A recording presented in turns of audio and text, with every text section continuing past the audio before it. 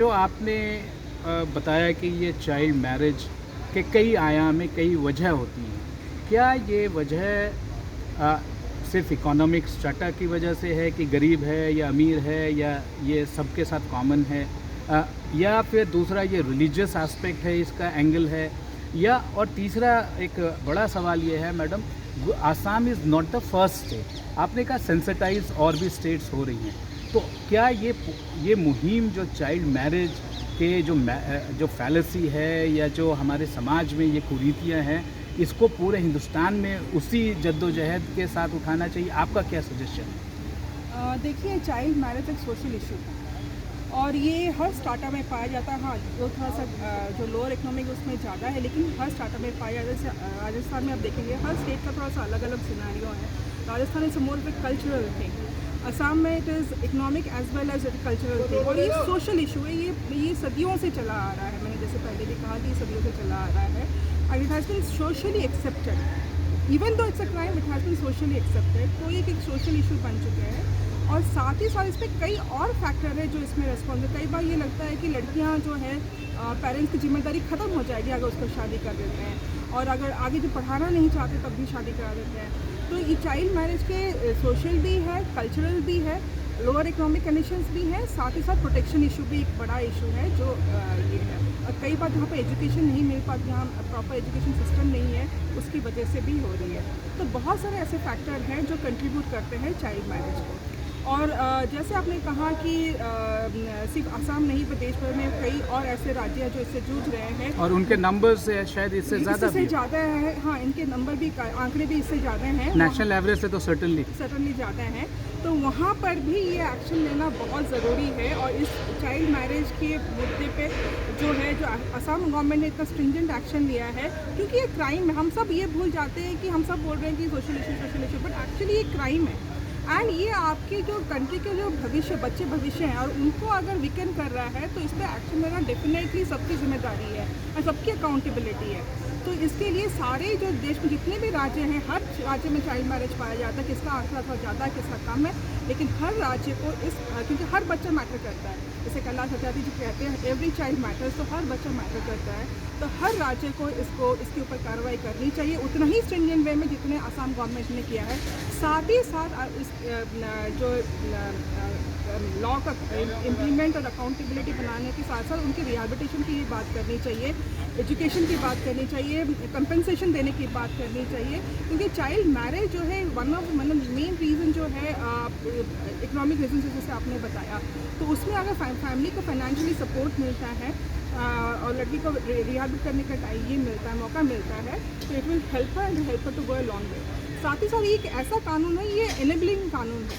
यहाँ पर जो अगर किसी की शादी मान लीजिए हो गया है और they want to continue with the marriage, court पूछती है तो आरिशा सेज यस, तो फिर they are allowed to go ahead with the marriage. Madam, एक बहुत कानूनी बात आपने बताई, लेकिन कानून में ये भी है कि कुछ लोग इसको हाई कोर्ट के डिसीजन से अपने आप को बरी करना चाहते हैं, कुछ लोग सुप्रीम कोर्ट के डिसीजन से बहुत स्ट्रिंजेंट एक्शन हो, क्योंकि सुप्रीम कोर्ट कहती है कि ये रेप में है और रेप के बाद यदि रेप आ जाता है तो बहुत बड़ा ये केस बन जाता है।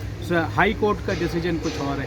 ये थोड़ा सा आप डीमिस्टिफाई करें, क्योंकि ये जानना बहुत ज़रूरी है कि कानून कहाँ स्टैंड करता है, स्टेट्स के कानून और सेंटर के कानून, जो हाई कोर्ट्स के कानून और सुप्रीम कोर्ट के कानून। सबसे पहली बात ही ये जानना है कि चाइल्ड मैरिज प्रोहिबिशन एक्ट 2006 जो वो स्पेशल एक्ट है, और ये जो है पूरे देश भर में लागू होता है। जितना भी पर्सनल लॉ है, चाहे हिंदू पर्सनल लॉ या मुस्लिम पर्सनल, उससे ऊपर है। तो ये, और इस पर लिखा भी गया है कि it will prevail over the other acts. तो ये पूरा देश भर के लिए एक समान कानून है और ये बहुत ही स्ट्रिंजेंट कानून है जिसमें child marriage is an offence. साथ ही साथ अगर हम देखा जाए, सुप्रीम कोर्ट का जो है, सुप्रीम कोर्ट ने कहा है अगर बच्चे का कंसर्न, अगर 18 साल से नीचे कोई बच्चे का कंसर्न नहीं है on any sexual activity with a child below the age of 18 is an offence, is a rape. Supreme Court ने ये स्टैंड लिया है एंड विच इज़ करेक्ट, क्योंकि चाइल्ड मैरिज पे आप देखेंगे अगर एक बच्चे का वॉइस क्या है, उसके साथ क्या हो रहा है। क्योंकि हमारे साथ इतने लोगों के बच्चे के साथ हम जब ग्राउंड पे काम करते, बचपन बचाओ आंदोलन जो कैलाश सत्यार्थी जी ने फाउंड किया था, हम जो बच्चे से डील करते हैं, तो जितने भी बच्चे हम लोगों को अभी उनके साथ बहुत सारी शारीरिक हिंसा हुआ है, सेक्सुअल अब्यूज़ हुआ है, डोमेस्टिक वायलेंस हुआ है। तो लेकिन उनके पास कोई वॉइस नहीं है उसको उसके खिलाफ बोलने के लिए। तो इस तरह में सुप्रीम कोर्ट जो है एक केस जो इंडिपेंडेंट कोर्ट में फाइल किया था उस केस में उन्होंने ये जजमेंट दिया, जस्टिस लोकू ने ये बताया कि जो है चाइल्ड मैरिज एक फॉल्स प्रेमाइसिस क्रिएट करता है फॉर रेपिंग अ चाइल्ड। तो इज एक्चुअली जो है ये सेक्सुअल अब्यूज़ है, ये रेप है अगेंस्ट अ चाइल्ड। और मैरिज और no marriage consent is immaterial. तो बिलो द एज ऑफ 18 अगर किसी बच्चे के साथ कोई भी सेक्सुअल एक्टिविटी होती है तो इट्स अ रेप। अब अगर मैं असम गवर्नमेंट की बात करूँ, असम हाई कोर्ट ने इसमें कोई ये नहीं किया है कि उन्होंने छोड़ दिया। उन्होंने कहा as per the law of I bail application लोगों ने फाइल किया, तो उसने कहा एज़ पर द जो हमारे पास ऑर्डर आया, हमने ऑर्डर देखा, ऑर्डर में ये लिखा गया है कि कोर्ट को बोला, पुलिस को बोला गया कि डॉक्यूमेंट प्रोड्यूस करने के लिए 2 वीक के बाद उन्होंने टाइम दिया है। लेकिन उन्होंने जब ये कर रहे थे उन्होंने एक सवाल उठाया था कि इसमें पॉक्सो क्यों लगी।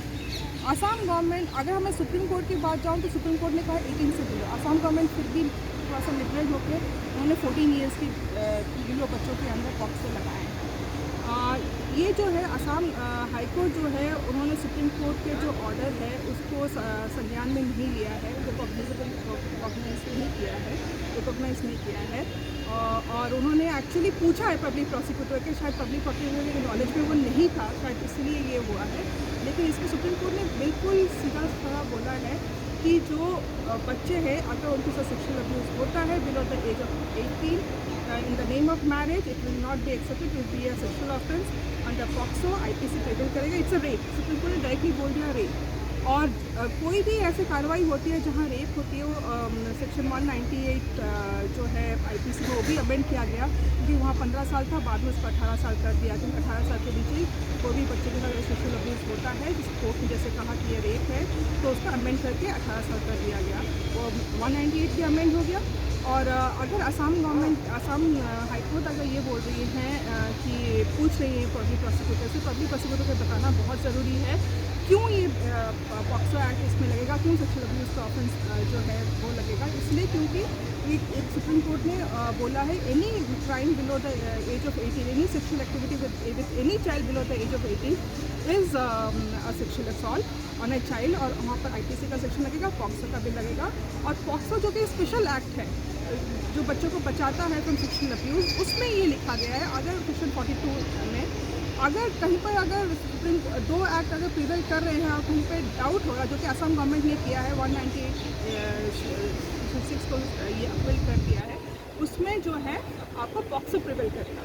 तो वो उसमें डायरेक्टली आपका देश का कानून भी कहता है, सुप्रीम कोर्ट का जजमेंट भी कहता है, जो कि हाई कोर्ट जो है मुझे लगता है कि आगे जो है वो उनको, हम लोग ने भी उनको चिट्ठी लिखा है, तो शायद उनको इस पर ज्ञान होगा, उस पर वो उसी हिसाब से कार्रवाई करेंगे। मैडम एक इम्पॉर्टेंट है, आपको कितना चिंता है कि आसाम में इसको पॉलिटिकल इशू बनाया जा रहा है।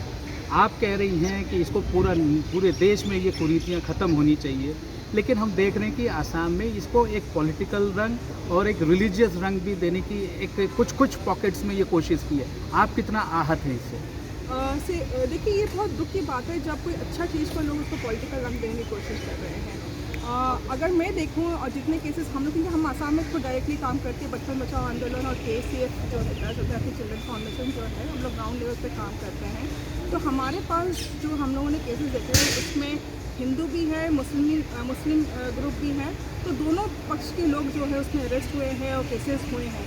तो मुझे नहीं लगता ये पॉलिटिकल जो है गवर्नमेंट की इच्छा है, बट अगर कोई इसको देना चाहता है तो फिर ये बहुत दुख की बात है। लेकिन वैसे अगर देखा जाए, अगर हमें कार्रवाई देखूँगा सरकार की कार्रवाई, उसमें कोई पॉलिटिकल ये नहीं है, बल्कि मैं ये बोलूँगी ये political will help for child protection. ये आपने बहुत इम्पॉर्टेंट बात बताई कि ये पॉलिटिकल इशू नहीं है, ये सोशल इशू है। सोशल इशू में भी ये चाइल्ड राइट को ये सपोर्ट करना चाहिए, चाइल्ड मैरिज को अपोज करना चाहिए। एक और इम्पॉर्टेंट बात मैं आपसे जानना चाहूँगी मैडम, जो आप जुवेनाइल जस्टिस के जो एक्ट्स बने उसमें आपका बहुत बड़ा योगदान है, आपने उसमें बहुत सारा इनपुट दिया सरकार को जब ये जुवेनाइल जस्टिस एक्ट बना। मैं आपसे ये जानना चाहूँगा कि आज 21वीं सदी में 2023 में हम हैं, क्या ये भी बात हो रही है कि हमें वोटिंग राइट कम करना चाहिए, consent right age, voting age कम करना चाहिए, कंसेंट एज कम करना चाहिए, इसमें आपका क्या दृष्टिकोण है? देखिए मेरा जो मानना है, मैं देश के कानून के हिसाब से बोलूँगी, और उस हिसाब से 18 साल। तो 18 साल अगर एक बच्चे को अगर 18 साल माना जाता है तो उसकी वोटिंग राइट जो है वो अगर सरकार एज कम करती है तो फिर हो सकता है, लेकिन अगर जब तक 18 साल है तो वो वोटिंग राइट 18 के बाद ही होगा। ये तो हो गया वोटिंग राइट। अब कंसेंट के राइट, मैरिज कंसेंट या यंग एडल्ट जो एक्सपेक्ट करते हैं, आज का सोशल डिजिटल ज़माना है, उसके बारे में आपका क्या ऑब्जर्वेशन है? देखिए, कंसेंट जो है टाइम टू टाइम हमारे सरकार और हमारे डिफरेंट अलग अलग कानून में ये बताया गया है जो 18 साल है उसके बाद कंसेंट है। और ये बिल्कुल सही है कि 18 के बाद ही सरकार, क्योंकि मेडिकली भी ये प्रूफ हुआ है कि बच्चे का जो दिमाग है, मेच्योरिटी जो है, पैथोलॉजिकली ये प्रूफ किया है कि वो 18 साल तक वो डेवलप नहीं हो पाता है ठीक से। उसके कॉन्सिक्वेंसेस समझ में नहीं आता हर एक्टिविटी का, और इतनी समझदारी और इतनी मेच्योरिटी नहीं आती है 18 साल तक। और तो जो हमारा जो 18 साल का जो स्टैंड है, कंसेंट जो है, आप जो देश के कानून के हिसाब से 18 के बाद ही माना जाएगा, उससे पहले नहीं। और अगर मैं कंसेंट की बात करूँ, आपने रिसेंटली सुना होगा श्रद्धा वाल्टर का केस में, जहाँ पर उनके फादर, जब वो 22 साल की थी और जिस दिन वो 18 साल की हुई उस दिन उसने घर छोड़ दिया, तो उसने उसके फादर ने ये पूछा है कि इतना जल्दी हम कंसेंट क्यों देते हैं बच्चे को। हम 18 होते ही बच्चे बोलते हैं हमारे पास पावर आ गया कंसेंट देने, हम अपना डिसीजन ले सकते हैं। इस एज को बढ़ाया जाए। तो एक साइड ये भी है, एक साइड ये भी बोल रहा है कि जो कंसेंट जो 18 के बाद आता है उसको बढ़ाया जाए, और अगर हम उससे कम कर देते हैं तो सोचिए कितना और नुकसान होगा।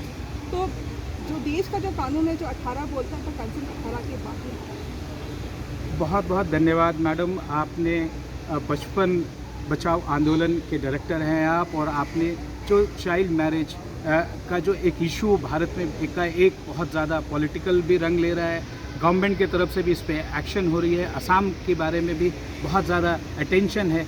आपने सारे विषयों पे, इस पूरे विषय के संदर्भ में आपने डिटेल में हमसे बात की।